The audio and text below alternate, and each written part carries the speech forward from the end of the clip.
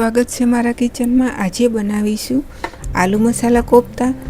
સામગ્રીમાં જોશે કાચા બટેટા 3 નંગ, ટામેટા 2 નંગ, ડુંગળી 2 નંગ, ચણાનો લોટ 3 ચમચી, લીલું મરચું 1 નંગ, લસણ આદુની પેસ્ટ અને સૂકા લાલ મરચાંની કટકી। લીલા ધાણા બનાવવાની શરૂઆત કરીએ। બટેટાની છાલ કાઢી ખમણીની મદદથી છીણી લઈએ। છીણને સીધું જ પાણીમાં રાખીશું જેથી તે કાળું ના પડે। બટેટાનું છીણ લીધા પછી આ રીતે બંને હાથની મદદથી છીણમાંથી બધું પાણી કાઢી લેવાનું છે।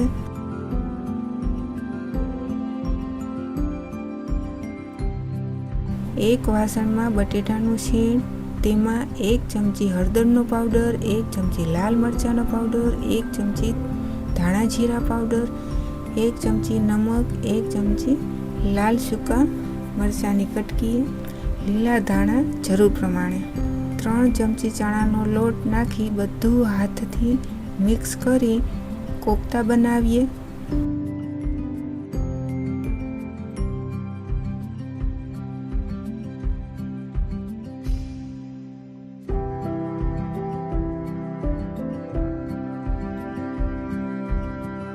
હવે બધા જ કોફતા બનીને તૈયાર છે।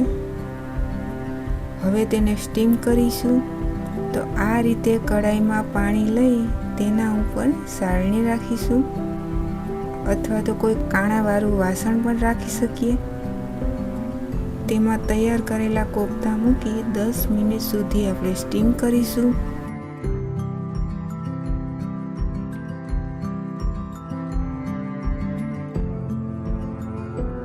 કોફતા સ્ટીમ થાય ત્યાં સુધીમાં આપણે ડુંગળી ટામેટાની પેસ્ટ તૈયાર કરીશું।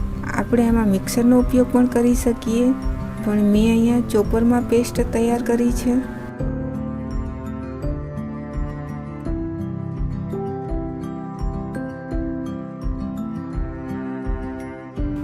દસ મિનિટ પછી કોફતા સ્ટીમ થઈને તૈયાર છે। ગેસ ઉપરથી ઉતારી સાઈડમાં રાખી દઈએ।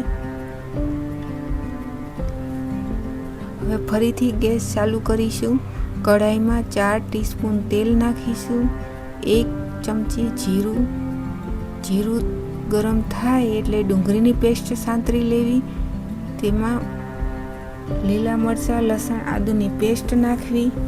1 ચમચી કસૂરી મેથી, 1 ચમચી હળદર પાવડર, 1 ચમચી ધાણા જીરાનો પાવડર, 1 ચમચી કાશ્મીરી લાલ મરચાંનો પાવડર અને 1 ચમચી લાલ મરચાંનો પાવડર, 1 ચમચી સૂકા ધાણા અધકચરા ખાંડી લેવા તેને પણ નાખીશું।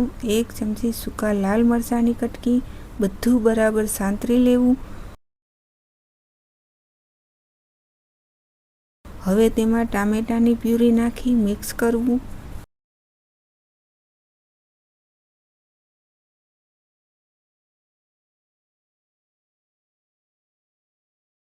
એક ચમચી નમક ને 1 ચમચી ગરમ મસાલો નાખી 2 મિનિટ મસાલાને પકાવવો સારી રીતે મિક્સ કરી। અડધા ગ્લાસ જેટલું પાણી નાખવું। અડધા ગ્લાસ જેટલું પાણી નાખી ગરમ થાય એટલે તૈયાર થયેલા કોફતા નાખી મિક્સ કરી લેવું।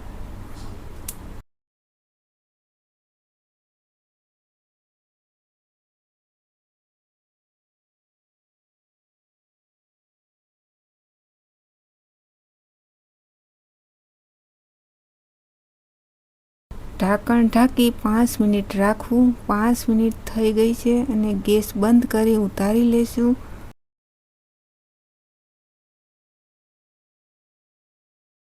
તૈયાર છે આપણા આલુ મસાલા કોફતા। લીલા ધાણા નાખી અને પ્લેટમાં સર્વ કરીશું। ઉપરથી લીલા ધાણા નાખી અને ગાર્નિશ કરીશું। તૈયાર છે આપણા આલુ મસાલા કોફતા। આજની રેસીપી જરૂર ઘરે બનાવજો। કેવી લાગી કોમેન્ટ સેક્શનમાં જણાવજો। લાઈક કરી સબસ્ક્રાઈબ કરવાનું ભૂલતા નહીં। Thank you.